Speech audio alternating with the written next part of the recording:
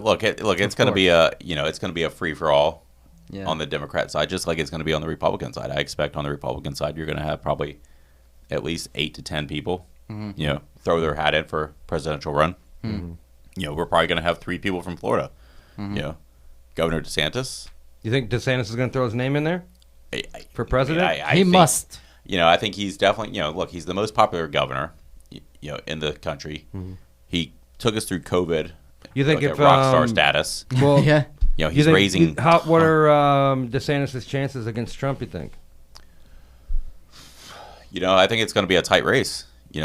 But I think depending on what Trump does leading up to the election and how he campaigns, if he continues, he did a few things that people got really upset at him about, like with pushing the vaccine, with what is it? What did he do? Because every couple of months he says something, and we're like, Trump shouldn't have done that. It hurt him a little bit. I love DeSantis, Yeah. but if it gets down to it in the primaries, I have to vote for Trump.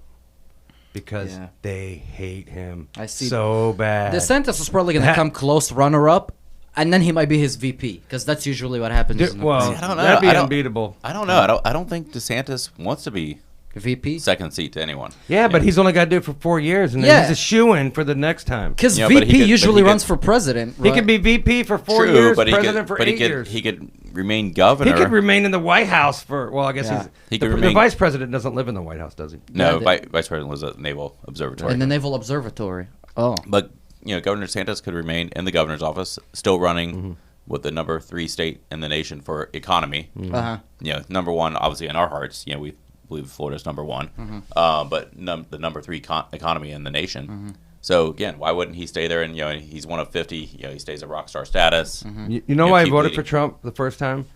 Because I hated our political system and all of the politicians so bad. I thought Trump was just going to be like a bull in a china shop and just fuck it all up. Yeah. I had no confidence in him that he's going to be a great president.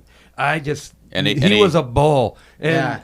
But after watching him for 4 years, now I'm going to vote him. I want to vote him back in again because he's the best thing we have. Trump. And think about President Trump was a bull in the china closet. He got a lot of things done. He disrupted the status quo. And think about it, his biggest, disruptors were probably from the establishment Republicans. Yeah. They were the biggest thorns in his side because he had kind of ruined their playground. Neither side liked him. Neither side liked him, but I think the establishment Republicans probably disliked him the most because he had ruined their playground. Yeah. I mean, I don't know how much Trump can repair what's been going on in this country in 4 years. I bet you he could fix the gas prices in a week.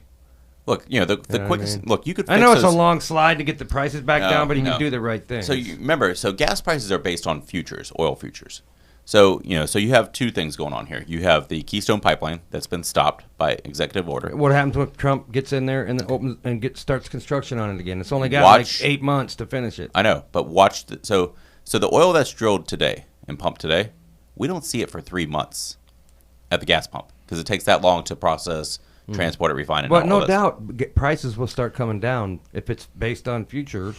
Jeff, if someone came in and said, "All right, we're restarting the Keystone Pipeline, and we're going to green light the oil leases that are in the federal oil leases in the Gulf of Mexico," you would watch oil prices drop significantly within the next few hours, which would then you'd watch gas stations just start. That gas price would just tank immediately. We don't have a supply issue. Again, under President Trump, we were exporting 20% of our oil. We were energy independent. We were. Now we are supporting OPEC and all these terrorist countries. And OPEC's a cartel.